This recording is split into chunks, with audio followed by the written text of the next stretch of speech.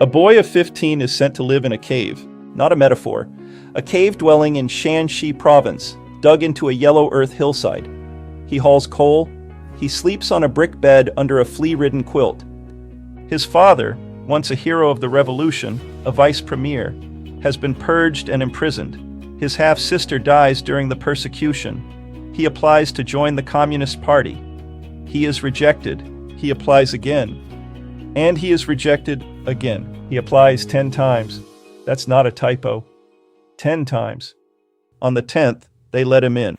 Now hold that image, because the man in that cave is now the most powerful leader China has produced since Mao.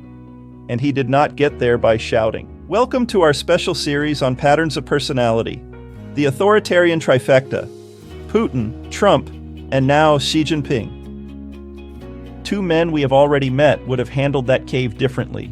One would have gone quiet and started keeping a list.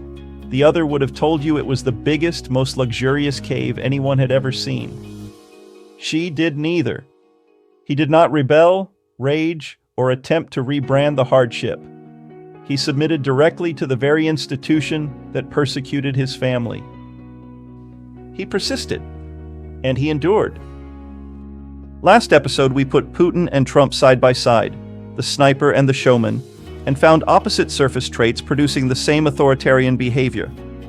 Today, we complete the authoritarian trifecta with the case of Xi Jinping. Consistent with the previous episodes, the applied analysis covers these 4 lenses: Fromm and Kernberg on character, the Big Five on traits, Maslow on motivation, and Kahneman on cognition and decision-making. An important disclaimer before we begin. This is not a clinical diagnosis. The Goldwater rule is the standing prohibition against psychiatrists offering professional diagnosis of public figures they have not personally examined. I am not a psychiatrist, and I am not making a diagnosis. What we are doing is what Erich Fromm did with Stalin, Hitler, and Himmler in 1973. We are applying psychological frameworks to observable behavior in the public record. The frameworks belong to Fromm, Kernberg, Maslow, and Kahneman. The behavior is part of the historical record. The conclusions are derived by applying this data to the 4 lenses, and then following the evidence wherever it leads. But before we examine Xi through these 4 lenses, we need to look at the ground he was built on. Let's trace his early years and the brutal crucible that shaped the leader he eventually became. Xi Jinping was born in 1953, the son of Xi Jinping, a revolutionary comrade of Mao's and a vice premier. He was born inside the aristocracy of a revolution that denied it had one. Then, it was taken away. In 1962, his father was purged by the Cultural Revolution. The fall was total. Father imprisoned, family denounced. His half-sister died during this period. Xi himself, still a teenager, was paraded before a struggle session and made to denounce his own father.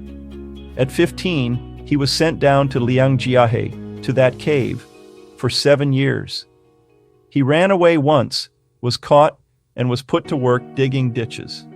The party took his father's freedom, his sister's life, and his adolescence. His response was not to hate it. His response was to apply 10 times.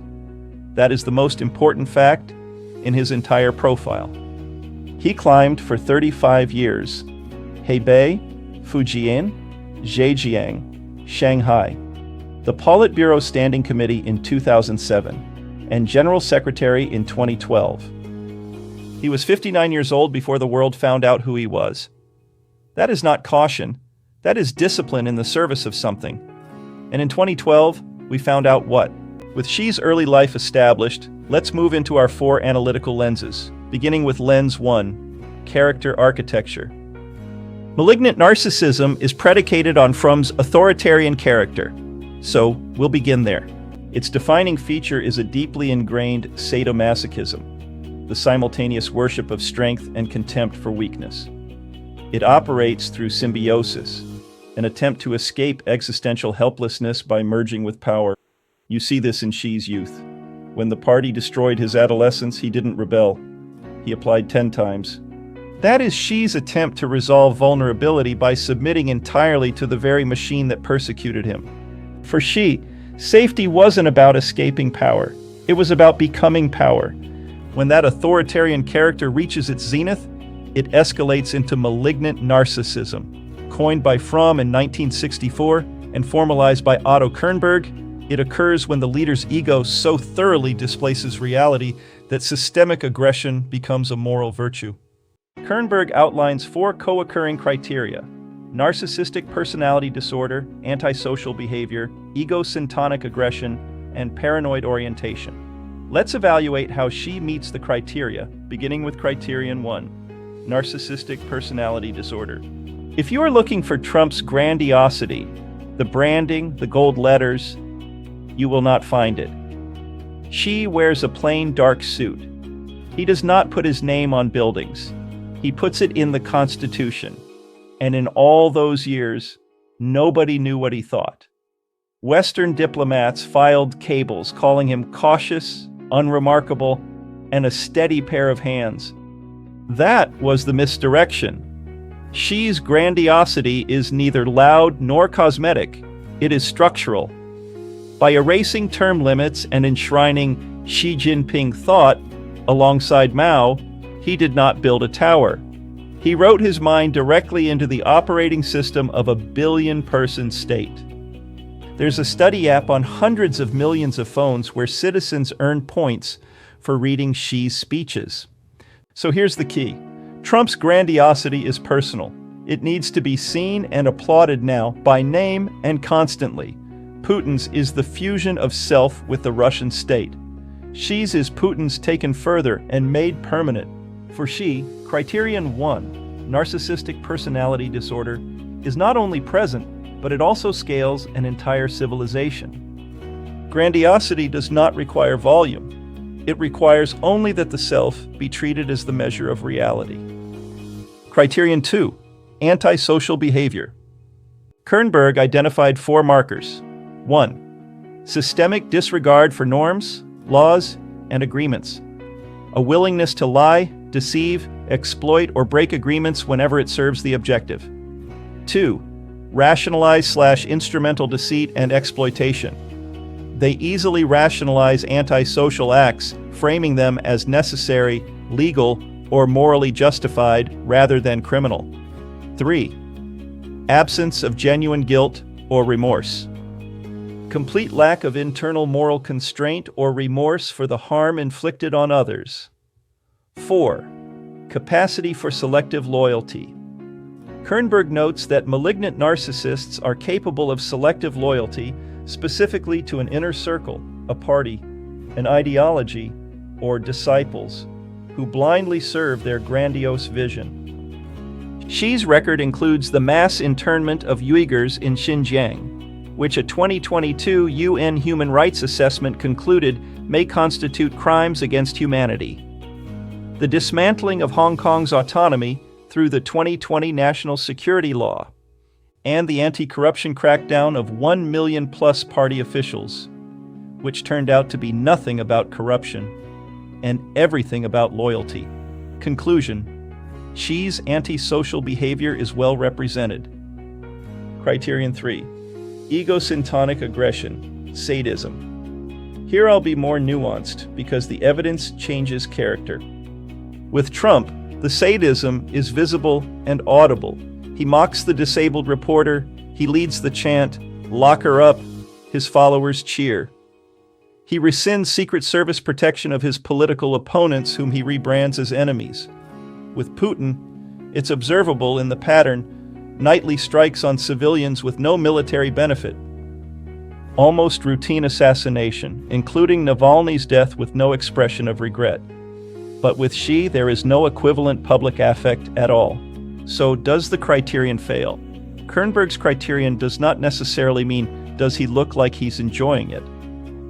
The criterion is that the aggression is egosyntonic, experienced as consistent with the self, as right, as deserved by the target, rather than producing guilt. In a word, virtuous. By that standard, look at the record. The Xinjiang system is not concealed as shameful. It is defended. described as vocational education, as counterterrorism, as benevolence. Xi is documented in internal speeches, calling for the organs of dictatorship to be used, again, without mercy. Conclusion: Xi's expression of Criterion 3, while not necessarily present as sadism, presents as egosyntonic aggression, not pleasure, righteousness. The cruelty is not hidden as a sin. It is administered as a virtue, and at an industrial scale. Criterion 4, paranoid orientation. This one is not even close. Document number 9, an internal party communique from Xi's first year, enumerated 7 perils to be suppressed: constitutional democracy, universal values, civil society, an independent press, historical nihilism, questioning reform, and jeopardizing party leadership. That is a document identifying ideas as infiltrating enemies. Add the architecture: the surveillance state, the Great Firewall, the crushing of the 709 lawyers. Add Xi's own account of the Soviet collapse. The Standing Committee is filled with men whose careers he made. There is no successor. At the 2022 Party Congress, his predecessor, Hu Jintao, was purged very publicly. You can actually watch it on YouTube.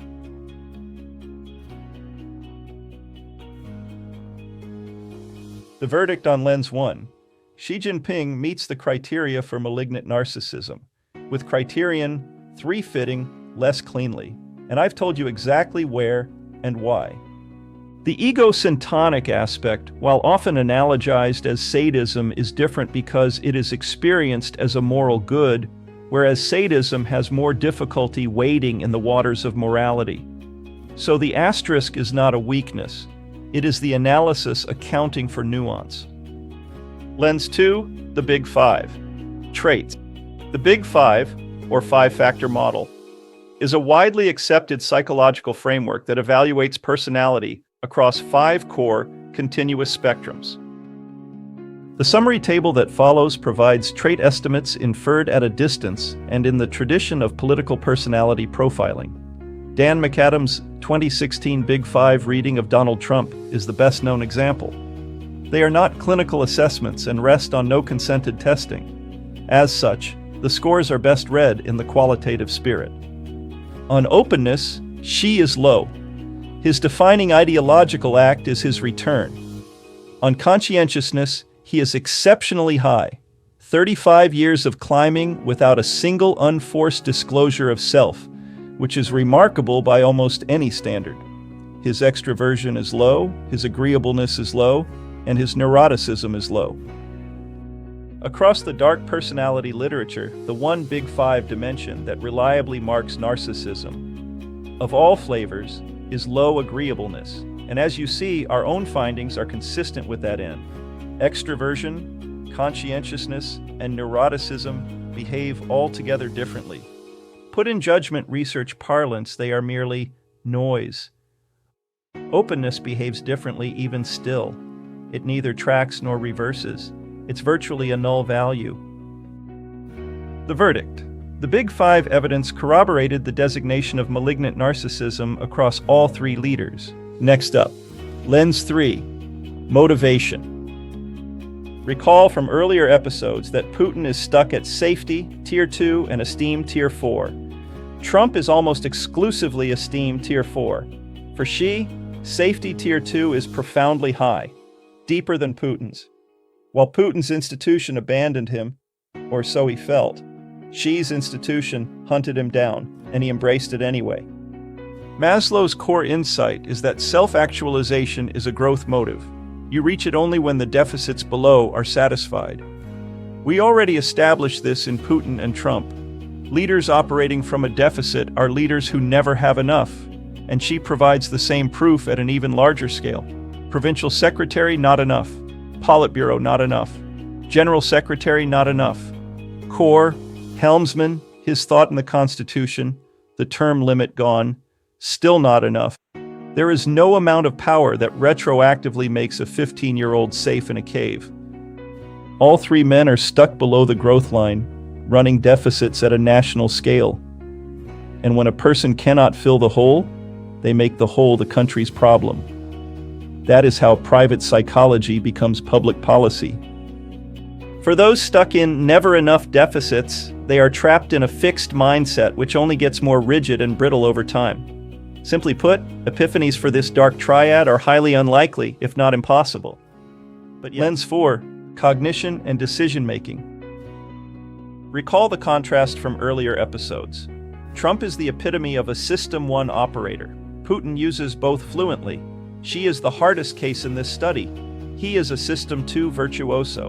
The 35-year climb, the sequencing and long horizon planning. But do not mistake that virtuosity for freedom. Xi did not conquer his own mental laziness by will. The injury overrode it, a deficit that deep makes the effort feel non-optional. The discipline the world admires is actually the wound refusing to let him rest. Kahneman's point was never that System 2 is good, or necessarily right even. That's the misreading almost everyone makes. His point is that System 2 is lazy, and when it engages, it typically serves whatever premise System 1 handed it. It does not audit the premise by default. It defends it. These details matter. Auditing System 1 is an exclusive System 2 capability. It's how we can catch our own errors. The failure is never a lack of this capacity. It is that the audit is effortful, and it almost never gets aimed at the one premise that costs the most to examine. Xi's System 2 does not decline to audit because it is unable. It declines because auditing the cave would mean standing once more on the wrong side of the machine. Putin surrounds himself with loyal sycophants. So does Trump. But Xi has done it better than both, eliminating the factional balance that once forced information upward. The anti-corruption campaign taught every official in China a lesson that has nothing to do with corruption. Bad news is a career-ending event. I could have inserted Putin or Trump here, and the outcome would not change. With Xi, we witnessed one catastrophe while the entire world watched. Zero COVID, a policy Xi personally owned. I still remember watching videos of people screaming from their balconies like caged animals. That was zero COVID. Now apply the same degree of power to Taiwan and tell me, how well will you sleep at night? For Xi, the verdict is the foreclosure of System 2 in its auditing capacity, where it could otherwise overwrite his wounded adolescence. And by foreclosure, I mean no choice. System 2 must defend System 1. We see the same foreclosure of choice in Putin as well. For him, it's not a wounded adolescence. It's a wounded empire. And his System 2 defender is singularly focused on that end. Whereas Trump's leveraging of System 2 is underwhelming, yet maps impressively well to Kahneman's lazy System 2 as an archetype. Notice that with Xi and Putin, narcissistic injury rendered System 2 laziness moot because the wound became its own motivation. Trump is different. He is impulsive, visceral, and transactional. While both Xi and Putin's time horizons extend decades, there is no such analog for Trump. So let's put all three men on the table. Fromm and Kernberg, malignant narcissism in applied analysis for all three. Big Five, low agreeableness consistent with malignant narcissism across all three. Maslow, all three stuck below the growth line. Kahneman, all three operating under the defender persona of System 2. Everyone is running a deficit based on insatiable safety and esteem needs, and on a national scale. Everyone has built a room where nobody says no. Everyone treats his own premises as facts, and cruelty toward the designated enemy as righteous. The loudest is the least dangerous of the three. The quietest commands the most capable state, has the longest time horizon, and has removed the last mechanism that could stop him. Here's the inconvenient fact I keep coming back to. Democracies run on arguments, good ones and bad ones. And right now, as an American, arguments that are long on anger, resentment, and outrage, and short on facts, evidence, and data are winning. And the score isn't even close. That should concern every citizen, regardless of party, because a public that can't tell reasoning from rhetoric is vulnerable to whoever shouts loudest on any side. And now you know the harder half. It's also vulnerable to whoever doesn't shout at all. An informed citizen is a citizen with instruments, with critical thinking skills. Everyone else is inventory. I'm not willing to just watch that happen, and I suspect many of you aren't either. If that's something you value, I have one ask. Pay it forward by liking, subscribing, and sharing our content with anyone who was never actually shown what critical thinking is and the tools available to build these skills. Spoiler alert. That's pretty much everyone. Until next time, I'm John Balla, reminding you to think critically and choose wisely.